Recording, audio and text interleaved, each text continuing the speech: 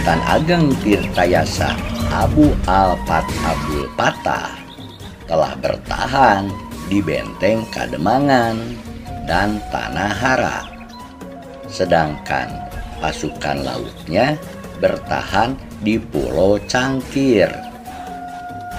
Oleh karena kuatnya pertahanan pasukan Sultan Ageng Tirtayasa, maka Kompeni Belanda menambah lagi pasukan tempurnya dari Batavia yang dipimpin Kapten Jonker.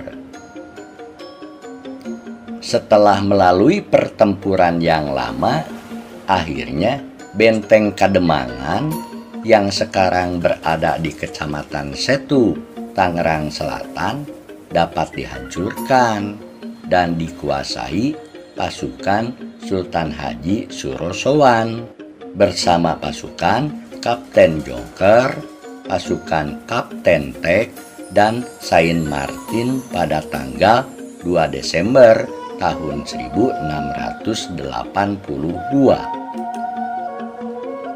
Setelah mengerahkan pasukan penyerangan secara bersamaan dari arah darat dan laut, maka terjadilah penyerbuan besar-besaran dari pasukan Kapten Hartsing dan pasukan Kapten Jonker pada tanggal 8 Desember 1682.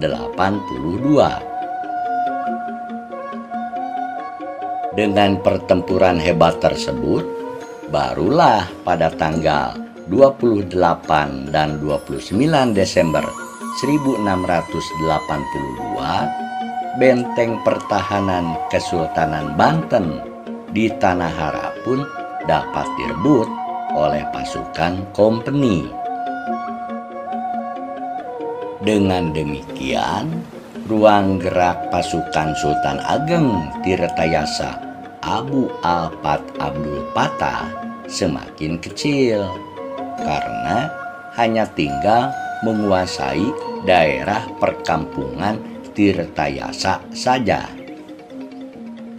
Setelah Keraton Surosowan dikuasai Pangeran Ratu Haji Surosowan, Abu Nasr Abdul Qahar, dan pasukan kompeninya, maka dalam usaha untuk menguasai daerah pertahanan di Keraton Tirtayasa, kompeni melakukan penyerangan serentak dari dua arah, yaitu pasukan Kapten Frankowistek dan Sultan Haji Surosowan menyerang dari Pontang, sedangkan pasukan Hartsing dan Kapten Jonker menyerangnya dari Tanah Hara. Sementara itu, pasukan Sultan Ageng Tirtayasa, Pangeran Purbaya, Syekh Yusuf, dan seluruh pembesar Banten semuanya berperang memimpin kelompok pasukannya masing-masing di beberapa kubu pertahanan untuk melawan setiap gempuran pasukan POC dan Pangeran Haji Surosowan. Pertempuran berhari-hari berlangsung hebat, tapi akhirnya pasukan Sultan Ageng Tirtayasa sedikit demi sedikit dapat dipukul mundur oleh pasukan kompeni Belanda yang selalu menambah kekuatan tempurnya. Sultan Ageng Abu Alpat Abdul Patah segera memerintahkan pasukannya untuk meninggalkan Tirtayasa dan mundur ke arah selatan, yaitu ke hutan Keranggan. Tapi sebelumnya ia memerintahkan supaya Keraton Tirtayasa dan bangunan-bangunan lainnya di bumi hanguskan, supaya tidak dapat dikuasai Pangeran Ratu Haji Surosowan dan kompeninya. Akhirnya, kompeni dan Sultan Haji hanya dapat menduduki Tirtayasa, tetapi di sana mereka hanya mendapati puing-puing bekas bangunan saja. Bahkan penduduknya pun sudah banyak yang ikut sultannya ke hutan Keranggan di Tangerang Selatan. Kemudian dari hutan Keranggan, Sultan Ageng Tirtayasa dan seluruh pasukannya melanjutkan perjalanan ke daerah Lebak karena ada kabar pasukan Pangeran Ratu Haji Surosowan dan kompeninya akan memburunya. 1 tahun mereka melakukan perang gerilya dari kubu di Lebak, tapi akhirnya Lebak pun dapat dikepung pasukan kompeni,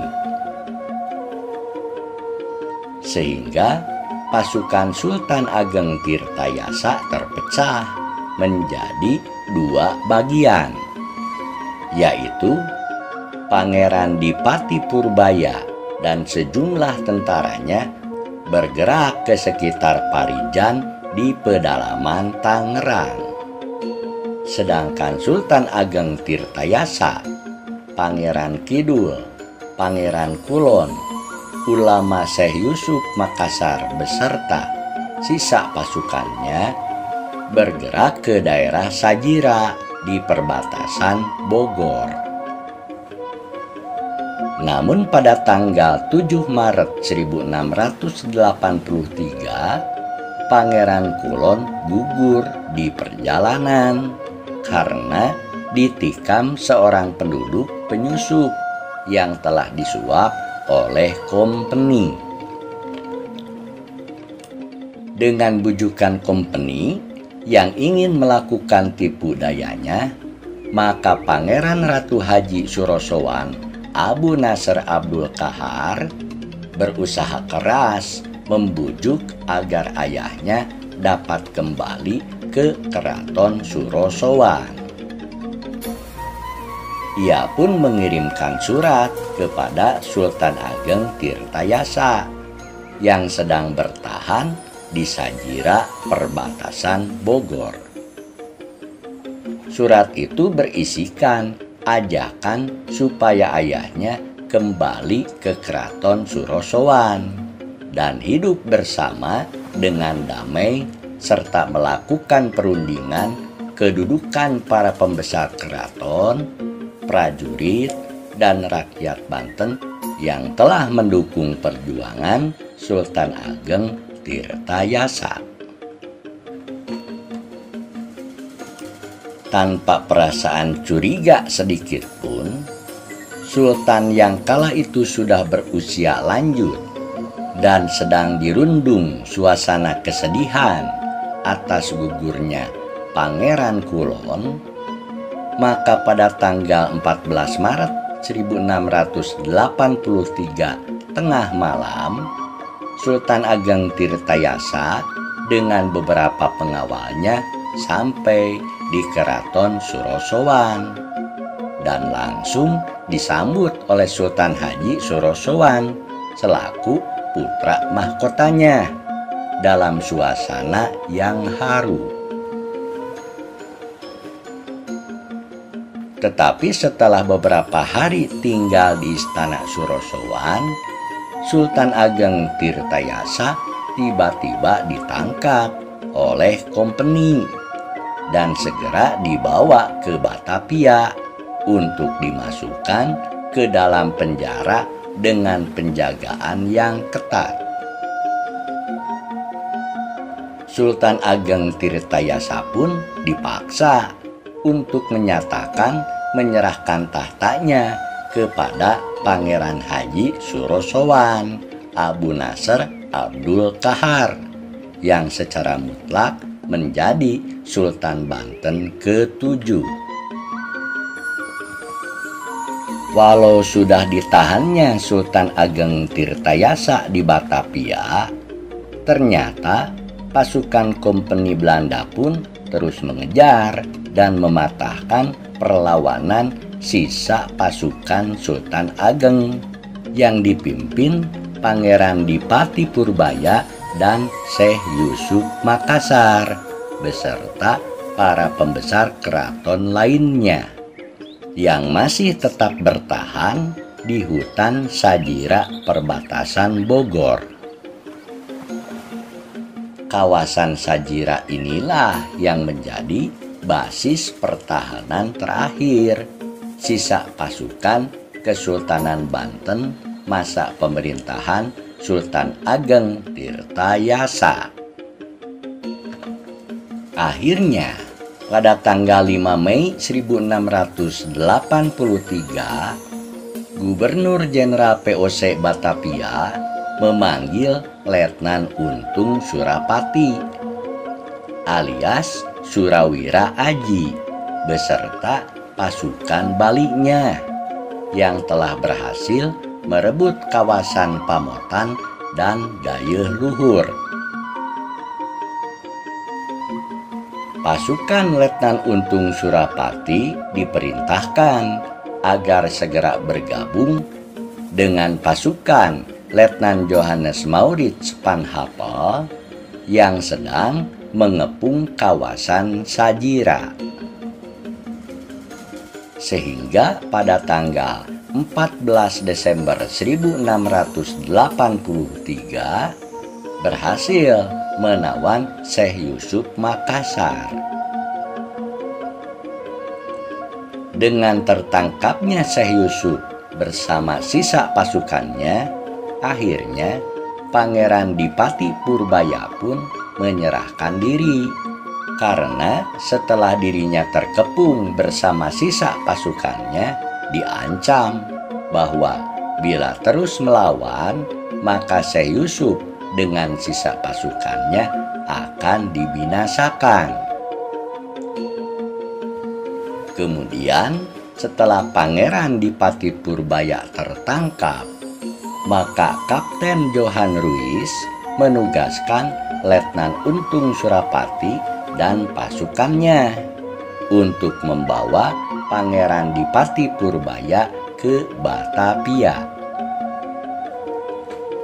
Dalam perjalanan membawa Pangeran Purbaya ke Batavia, pasukan Letnan Untung Surapati Surawira Aji berjumpa dengan pasukan VOC yang akan membantu pengepungan hutan Sajira yang dipimpin oleh Kapten Willem Kupeler.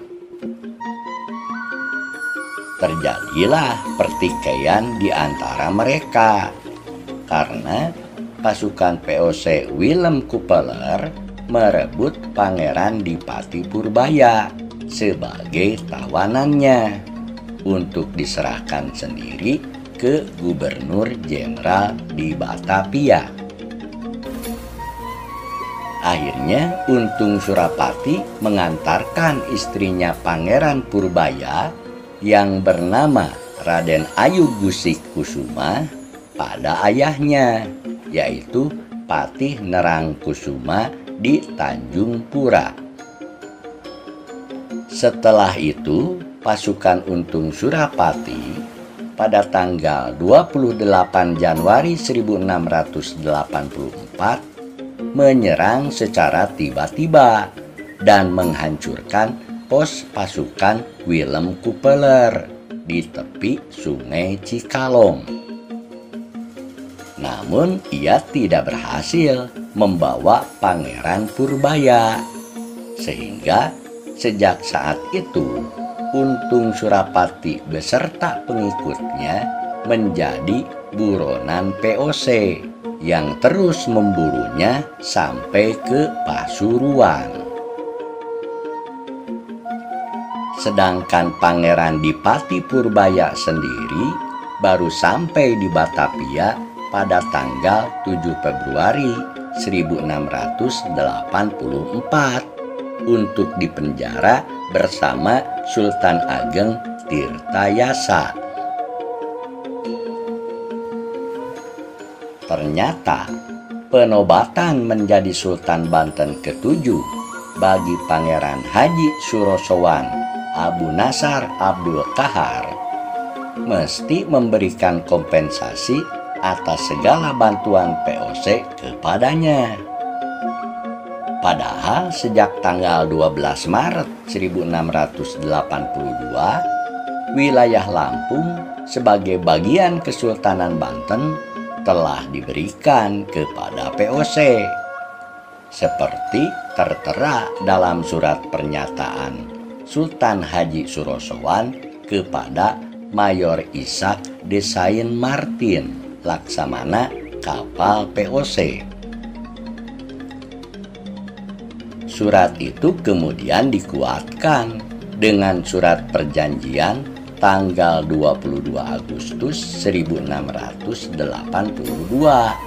yang membuat VOC memperoleh hak monopoli perdagangan lada sepenuhnya di Lampung.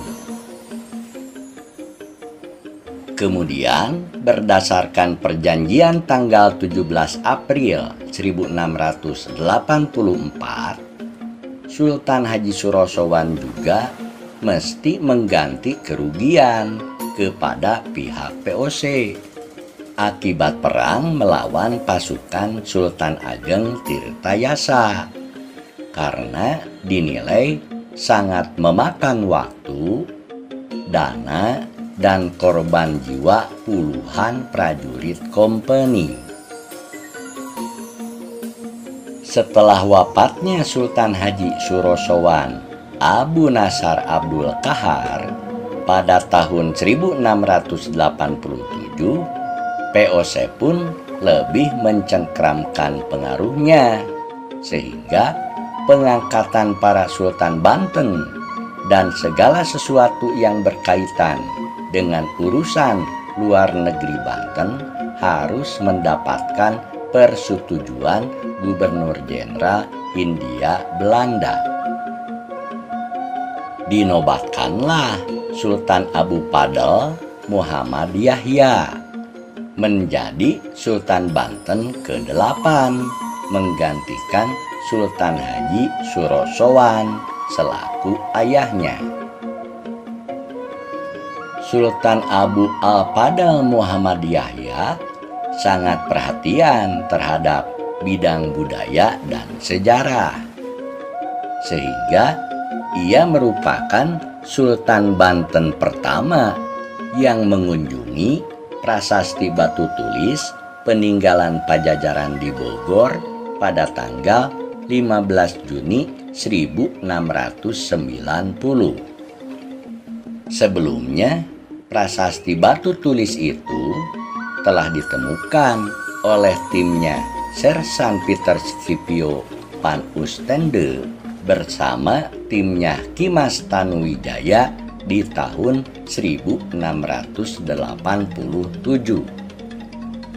Ternyata Sultan Abu Fadl Muhammad Yahya juga diam-diam sangat membenci kolonialisme Belanda dan mempersiapkan kekuatan untuk melawannya.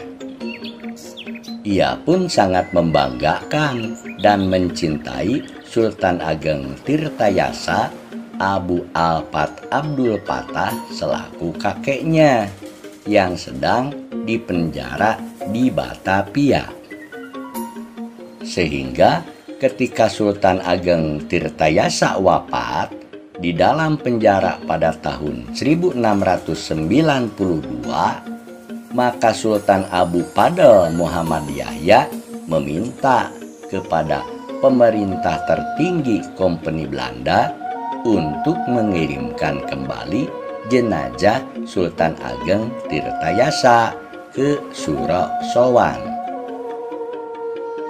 Kemudian dengan upacara keagamaan yang amat mengesankan, Sultan Ageng Tirtayasa dimakamkan di komplek pemakaman sultan-sultan pendahulunya di sebelah utara Masjid Agung Banten Lama. Sultan Abu Fadl Muhammad Yahya menata kembali situasi dan kondisi Kesultanan Banten yang waktu itu sudah porak-poranda akibat terjadi peperangan pihak Sultan Ageng Tirtayasa dengan pihak Sultan Haji Surosowan yang dibantu Kompeni Belanda. Akan tetapi baru berjalan 3 tahun ia jatuh sakit dan kemudian wafat. Jenazahnya dimakamkan tepat di samping kanan dari makam Sultan Maulana Hasanuddin bin Syarif Hidayatullah di Pasarean, Sabah, Kingkin. Selanjutnya, tahun 1693 ia digantikan oleh adiknya yang bernama Pangeran Adipati Jainul Abidin bin Haji Surosowan dengan gelar Sultan Abul Mahasin Muhammad Jainul Abidin selaku Sultan Banten ke-9, dan kemudian dikenal juga dengan julukan Ingkang Sinuhun ing Nagari Banten yang berkuasa sampai tahun 1733.